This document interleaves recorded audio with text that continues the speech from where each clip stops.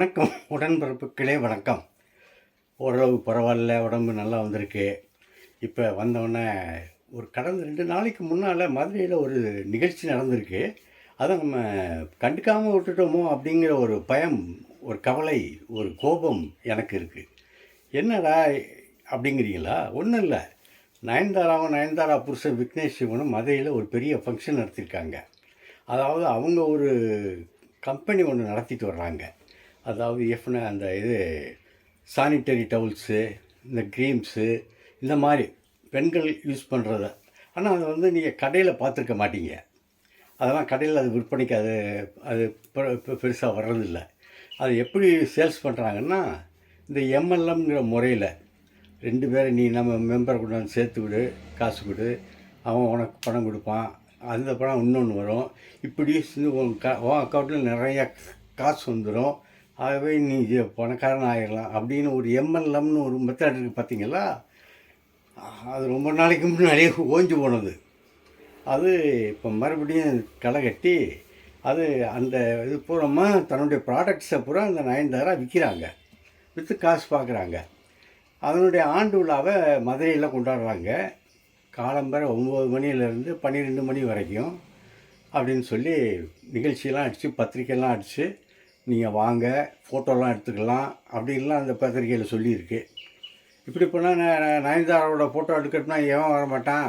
கூட்டம் கூடிருச்சு, ஜெயின்னு கூட்டிருச்சு. ஆனால் காலவோட 9 மணிலேருந்து 12 மணிக்குள்ளே வர்றதாக இருந்த நிகழ்ச்சி நடக்கிறதா இருந்தது. ஆனால் நடக்கலை. அந்த அம்மா மத்தியானம் தான் வர்றாங்க.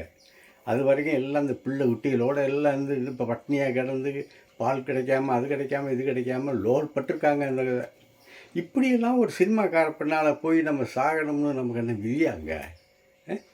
இல்லை, அந்த நாப்கின்ஸ்லாம் நமக்கு வேறு எங்கேயும் கிடைக்கலையா? கிடைக்காதா?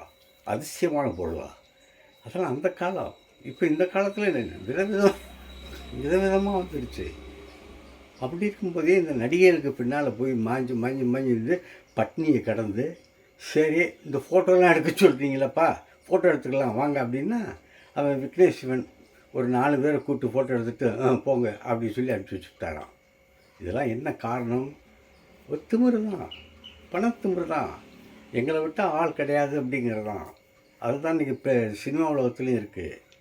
Lady Nayanthara, lady super star, அவங்களுக்கு நிறையா அள்ளி கொடுக்குறாங்க, 9 கோடி 10 கோடி அள்ளி கொடுக்குறாங்க. அதுக்கு பின்னால் இந்த மாதிரி கூட்டம்லாம் இருக்குது. இந்த மாதிரி கூட்டம் இருக்கிறதுனால தான் அவங்க எந்த மாதிரி இருக்காங்க. கொஞ்சம் சிந்திச்சு பாருங்கள்.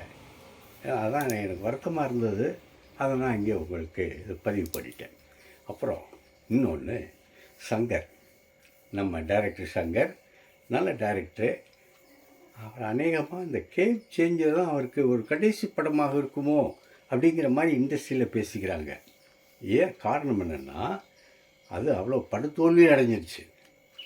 இந்த தில்ராஜ் தான் அந்த படத்தினுடைய டைரக்டர், கேம் சேஞ்சருடைய டைரக்டரு. எக்கச்சக்கமான படத்தை இடம்லாம் வாங்கி போட்டிருந்தார். அந்த இடத்த நம்ம விற்றுட்டு இன்னும் வரக்கூடிய நஷ்டத்தை எப்படி ஈடுகட்டுறது அப்படிங்கிற சிந்தனையில் இருக்கார். காரணம், 4 வருஷமாக திட்டமிடுறீங்கல்ல. இந்த 4 வருஷமாக திட்டமிடும்போது ஒரு கதை இது இப்படிங்கிறதெல்லாம் நீங்கள் யோசித்து செய்ய மாட்டீங்களா? 4 வருஷமாக மொத்தமாக எடுத்து வச்சுக்கிட்டு அப்புறம் தான் எடுத்து அதை கட் பண்ணுவீங்களா?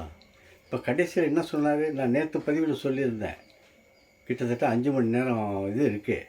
அந்த 5 மணி நேரம் இதில் ஒரு தில்ராஜ் பார்த்தா அவரே எடிட் பண்ணி அவரே இது பண்ணிட்டாராம்.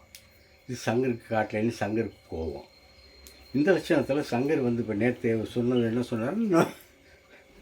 இன்னும் ஒரு 6 மாதத்தில் நான் இந்தியன் 3 கொடுத்துருவேன் அப்படின்னு. பக்குன்னு ஆகி போச்சு உலகநாயகன் கமல்ஹாசன் ரசிகர்களுக்கு. இன்னும் 6 மாதமா?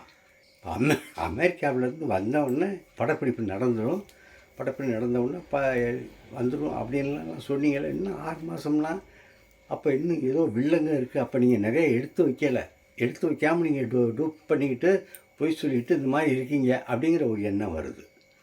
அவர் பொய் சொன்னாரா? அவர் எதை வச்சுக்கிட்டு மனசில் இந்த மாதிரிலாம் பண்ணார்? இல்லை புதுசாக எடுக்கணும், அவர் கன்சீவ் பண்ணி வச்சுருக்கார், அந்த சீனெல்லாம் இப்போ போட்டு பார்த்தா நல்லாயிருக்கும் அப்படின்னு நினைக்கிறாரா? அதெல்லாம் நமக்கு தெரியாது. இவர் கன்சீவ் பண்ணி வச்சுருக்க லட்சணம் தான் கேம் சேஞ்சர்லேயே தெரிஞ்சு போச்சே. அதாவது சங்கருங்கிற ஒரு மிகப்பெரிய மனிதன் வந்து கரெக்டாக, அதாவது ஒன்று இன்னும் சொல்கிறேன், நல்ல உதவியாளர்கள் இருக்கிற வரைக்கும் எல்லா டைரக்டருமே ஜெயிக்கிறாங்க. சிறந்த அசிஸ்டண்ட்டுகள் இருக்கிற வரைக்கும் நல்ல டைரக்டராக ஜொலிக்கிறாங்க. வெற்றி பெறுது படம்.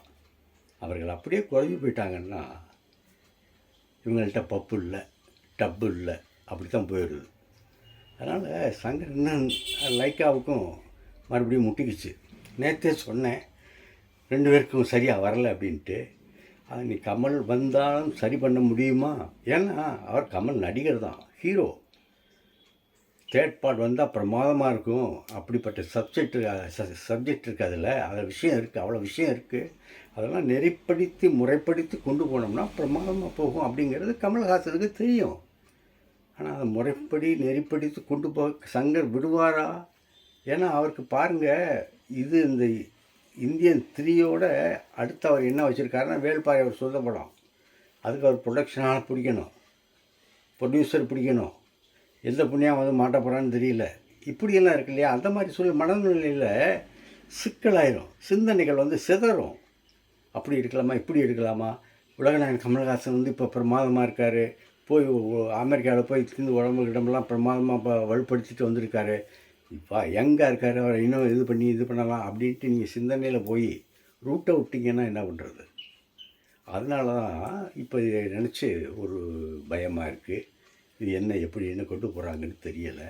சரி, அடுத்து இன்னொன்று மனசில் உள்ளதை அப்படியே நான் இங்கே பதிவு பண்ணணும்னு விரும்புகிறேன். அதை நான் செய்யலாமான்னு பார்த்தேன், சொல்லித்தான் ஆகணும். அதாவது இந்த கேம் சேஞ்சர் படத்தினுடைய ராம் சரண் இருக்கார்ல, அவருக்கு வந்து மெகா பவர் ஸ்டார் குடும்பம் தான் பேர் அவருக்கு. அவருக்கு இந்த சங்கர் என்ன பண்ணார்னு சொன்னால், ஒரு குளோபல் ஸ்டார் அப்படின்னு ஒரு பட்டத்தை வேணுக்குமுனே உருவாக்கி, நான் மறுபடியும் சொல்கிறேன், வேணுக்குமுனே உருவாக்கினார். இன்றைக்கி அந்த பட்டம் என்ன ஆச்சு? உலகநாயகனை இந்த மட்டம் தட்டணுங்கிறதுக்காக சங்கர் செஞ்ச வேலை தான் அது. அதில் ஒன்றும் சந்தேகமே இல்லை. என்னுடைய கருத்து நான் சொல்கிறேன். இன்றைக்கி அதை பார்த்தோம்னா அவர் உலகநாயகன் என்ன சொன்னார்? வேணாயா, எனக்கு இந்த உலகநாயகன் பட்டம் வேணாம் அப்படின்னாரு. ஆனாலும் ரசிகர்கள் விடுறதா இல்லை. ஏன்னா ரசிகர்கள் கொடுத்த பட்டம் அதை எப்படி அவங்க விடுவாங்க? இதில் வந்து ஒரு சங்கர் சும்மா கிடந்தவனுக்கு கொண்டு குளோபல் ஸ்டார்னு பட்டம் கொடுத்து அவனை தரமட்டமாக்கி இடிச்சு நிறைய உட்கார வச்சிட்டிங்களே, இதெல்லாம் நல்லதா? பார்ப்போம். நாளைக்கு சந்திக்கிறேன். நன்றி. இந்த வீடியோ உங்களுக்கு பிடிச்சிருந்தா லைக் பண்ணுங்கள், கமெண்ட் பண்ணுங்கள், ஷேர் பண்ணுங்கள், சப்ஸ்கிரைப் பண்ணுங்கள்.